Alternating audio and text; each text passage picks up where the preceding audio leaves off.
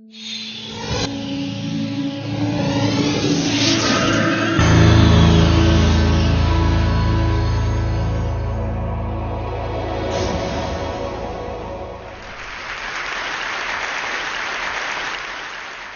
I want to start by offering you a free, no-tech life hack. And all it requires of you is this, that you change your posture for 2 minutes. But before I give it away, I want to ask you to right now do a little audit of your body and what you're doing with your body. So how many of you are sort of making yourselves smaller? Maybe you're hunching, crossing your legs, maybe wrapping your ankles. Sometimes we hold on to our arms like this. Sometimes we spread out. I see you. So I want you to pay attention to what you're doing right now. We're going to come back to that in a few minutes, and I'm hoping that if you sort of learn to tweak this a little bit, it could significantly change the way your life unfolds. So we're really fascinated with body language, and we're particularly interested in other people's body language. You know, we're interested in, like, you know, an awkward interaction, or a smile, or a contemptuous glance, or maybe a very awkward wink, or maybe even something like a handshake. Here they are arriving at number 10, and look at this lucky policeman gets to shake hands with the President of the United States. Oh, and here comes the Prime Minister of it. No.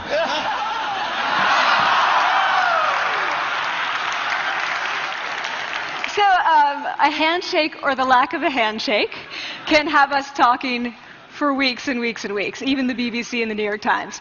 So obviously, when we think about nonverbal behavior or body language, but we call it nonverbals as social scientists, it's language. So we think about communication. When we think about communication, we think about interactions. So what is your body language communicating to me? What's mine communicating to you?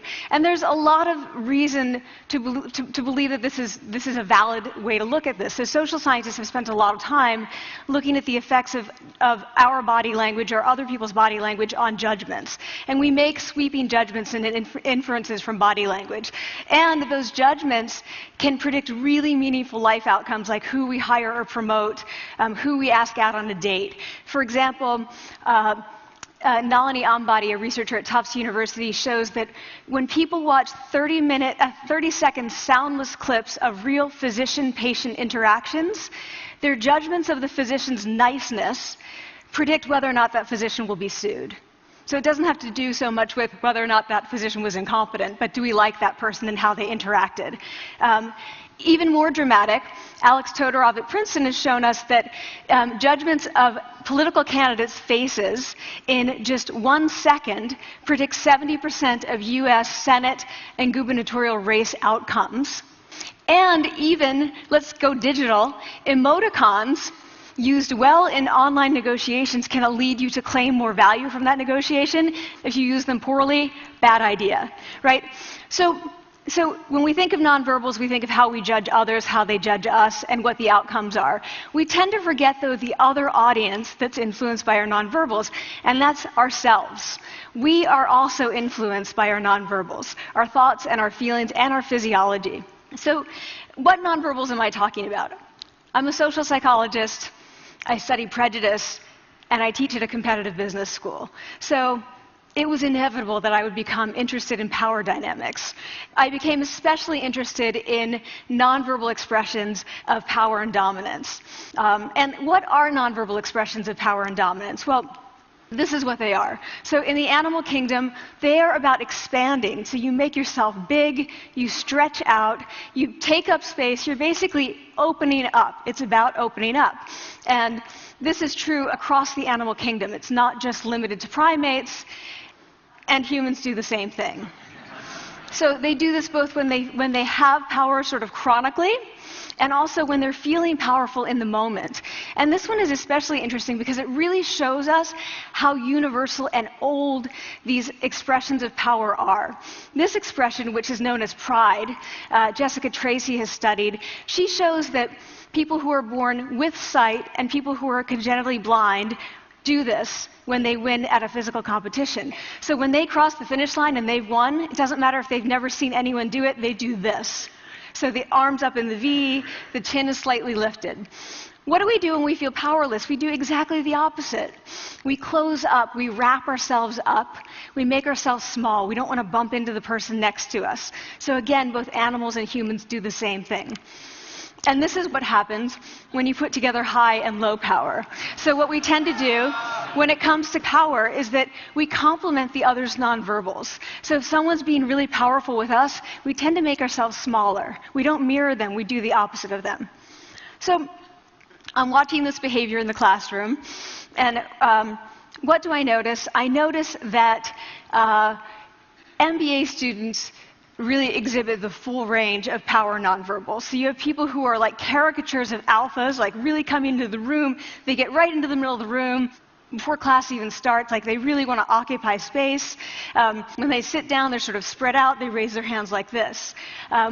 You have other people who are virtually collapsing when they come in. As soon as they come in, you see it. You see it on their faces and their bodies, and they sit in their chair and they make themselves tiny, and they go like this when they raise their hand. I noticed a couple things about this. One, you're not going to be surprised, it seems to be related to gender. So women are much more likely to do this kind of thing than men. Women feel chronically less powerful than men, so this is not surprising.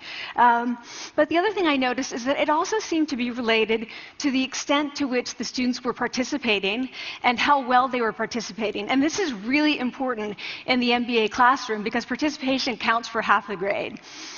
So business schools have been struggling with its gender grade gap. You get these equally qualified women and men coming in, and then you get these differences in grades, and it seems to be partly attributable to participation. So I started to wonder, okay, so you have these people coming in like this, and they're participating. Is it possible that we could get people to fake it, and would it lead them to participate more? So my main collaborator, Dana Carney, who's at Berkeley, and I really wanted to know, can you fake it till you make it? Like, can you do this just for a little while and actually experience a behavioral outcome that makes you seem more powerful? So we know that our nonverbals govern how other people think and feel about us. There's a lot of evidence, but our question really was, do our nonverbals govern how we think and feel about ourselves? There's some evidence that they do. So, for example, when we smile when we feel happy, but also when we're forced to smile by holding a pen in our teeth like this, it makes us feel happy. So it goes both ways. When it comes to power, it also goes both ways. So when you feel powerful, you're more likely to do this, but it's also possible that when you pretend to be powerful, you are more likely to actually feel powerful. So the second question really was, so we know that our minds change our bodies, but is it also true that our bodies change our minds? And when I say minds, in the case of the powerful, what am I talking about? So I'm talking about thoughts and feelings and the sort of physiological things that make up our thoughts and feelings. And in my case, that's hormones. I look at hormones. So what do the minds of the powerful versus the powerless look like? So powerful people tend to be, not surprisingly, more assertive and more confident, more optimistic. They actually feel that they're going to win even at games of chance. They also tend to be able to think more abstractly. So there are a lot of differences. They take more risks. There are a lot of differences between powerful and powerless people.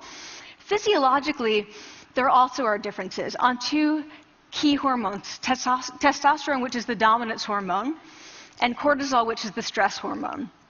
So what we find is that high-power alpha males in primate hierarchies have high testosterone and low cortisol. And powerful and effective leaders also have high testosterone and low cortisol. So what does that mean? When you think about power, people tended to think only about testosterone because that was about dominance. But really, power is also about how you react to stress. So do you want the high-power leader that's dominant, high on testosterone, but really stress reactive? Probably not, right? You want the person who's powerful and assertive and dominant, but not very stress reactive, the person who's laid back. So we know that in primate hierarchies, if an alpha needs to take over, if an individual needs to take over an alpha role sort of suddenly, within a few days, that individual's testosterone has gone up significantly and his cortisol has dropped significantly. So we have this evidence, both that the body can shape the mind, at least at the facial level, and also that role changes can shape the mind. So what happens, okay, you take a role change, what happens if you do that at a really minimal level, like this tiny manipulation, this tiny intervention? For 2 minutes you say, I want you to stand like this, and it's going to make you feel more powerful. So this is what we did. We decided to bring people into the lab and run a little experiment. And these people adopted for 2 minutes either high power poses or low power poses. And I'm just going to show you 5 of the poses, although they took on only 2. So here's one, a couple more. This one has been dubbed the Wonder Woman by the media. Here are a couple more. So you can be standing or you can be sitting. And here are the low power poses. So you're folding up, you're making yourself small. This one is very low power. When you're touching your neck, you're really kind of protecting yourself. So this is what happens. They come in, they spit into a vial. We, for 2 minutes, say, you need to do this or this. They don't look at pictures of the poses. We don't want to prime them with the concept of power. We want them to be feeling power, right? So 2 minutes they do this. We then ask them, how powerful do you feel on a series of items? And then we give them an opportunity to gamble. And then we take another saliva sample. That's it. That's the whole experiment. So this is what we find. Risk tolerance, which is the gambling. What we find is that when you're in the high power pose condition, 86% of you will gamble. When you're in the low power pose condition, only 60%. And that's a pretty whopping significant difference.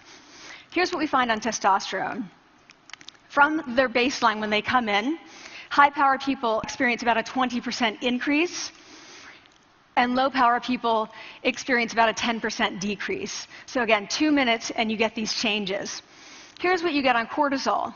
High-power people experience about a 25% decrease, and the low-power people experience about a 15% increase.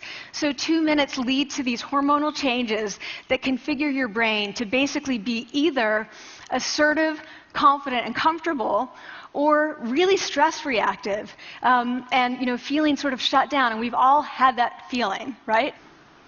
So it seems that our nonverbals do govern how we think and feel about ourselves. So it's not just others, but it's also ourselves. Also, our bodies change our minds. But the next question, of course, is, can power posing for a few minutes really change your life in meaningful ways? So this is in the lab, it's this little task, it's just a couple of minutes. Where can you actually apply this, which we cared about, of course. And so we think it's really what matters, where you want to use this is evaluative situations, like social threat situations. Where are you being evaluated? Either by your friends, like for teenagers, it's at the lunchroom table. It could be, for some people, it's speaking at a school board meeting. It might be giving a pitch, or giving a talk like this, or doing a job interview. We decided that the one that most people could relate to, because most people had been through, was the job interview.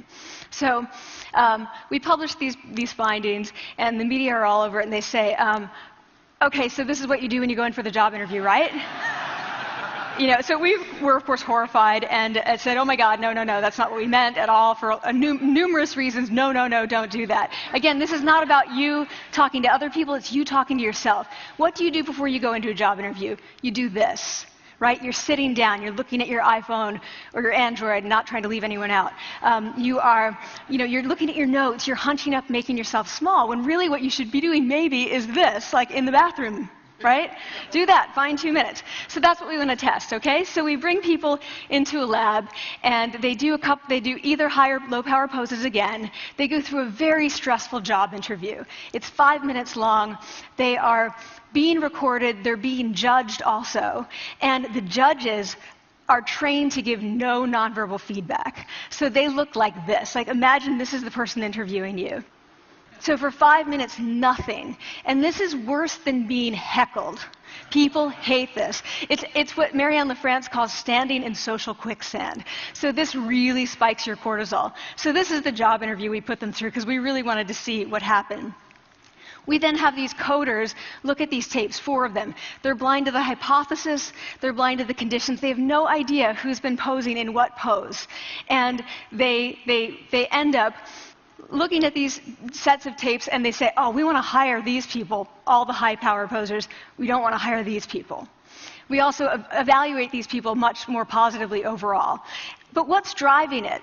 It's not about the content of the speech. It's about the presence that they're bringing to the speech. We also, because we rate them on all these variables related to sort of competence, like how well structured is the speech? How good is it? What are their qualifications? No effect on those things. This is what's affected.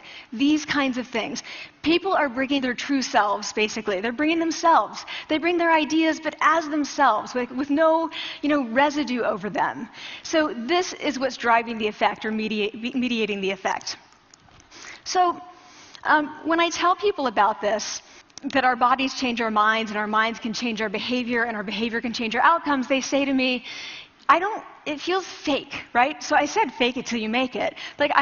It's not me.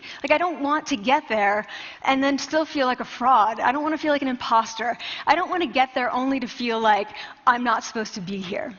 And that really resonated with me because I want to tell you a little story about being an imposter and feeling like I'm not supposed to be here. When I was 19, I was in a really bad car accident. I was thrown out of a car, rolled several times. I was thrown from the car, and I woke up in a head injury rehab ward. And I had been withdrawn from college, and I learned that my IQ had dropped by 2 standard deviations, which was very traumatic. I knew my IQ because I had identified with being smart, and I had been called gifted as a child. So I'm taken out of college. I keep trying to go back. They say, you're not going to finish college. There are other things for you to do, but that's not going to work out for you. So I really struggled with this. And I have to say, having your identity taken from you, your core identity, and for me it was being smart, having that taken from you, there's nothing that leaves you feeling more powerless than that.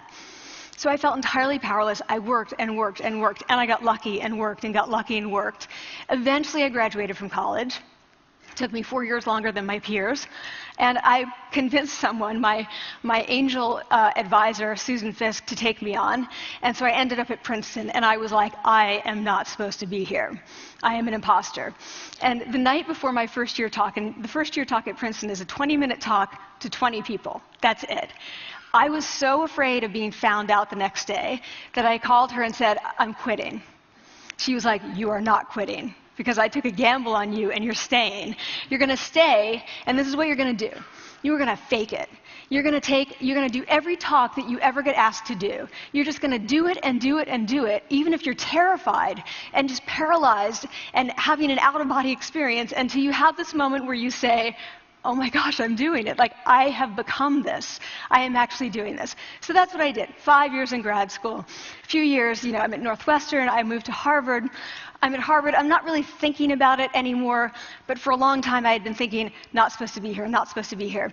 So at the end of my first year at Harvard, a student who had not talked in class the entire semester, who I had said, look, you've got to participate or else you're going to fail, came into my office. I really didn't know her at all. And she came in totally defeated, and she said, I'm not supposed to be here.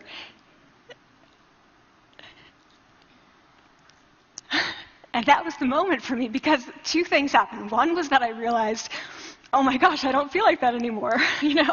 I don't feel that anymore, but she does, and I get that feeling. And the second was, she is supposed to be here. She can fake it. She can become it. So I was like, yes, you are. You are supposed to be here, and tomorrow you're going to fake it. You're going to make yourself powerful, and, you're going to...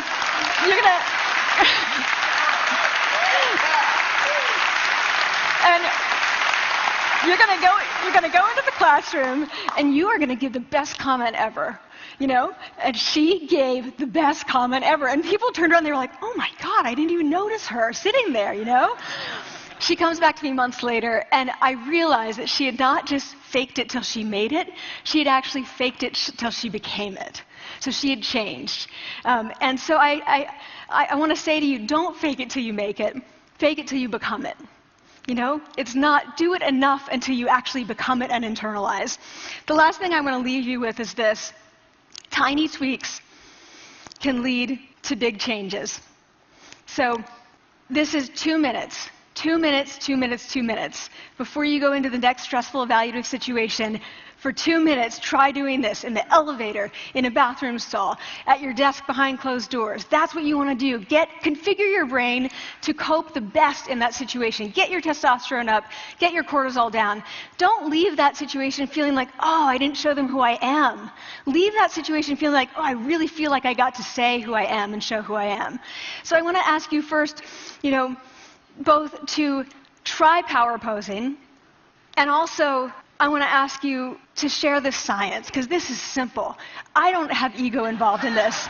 Give it away. Share it with people, because the people who can use it the most are the ones with no resources and no technology and no status and no power. Give it to them, because they can do it in private. They need their bodies, privacy, and 2 minutes, and it can significantly change the outcomes of their life.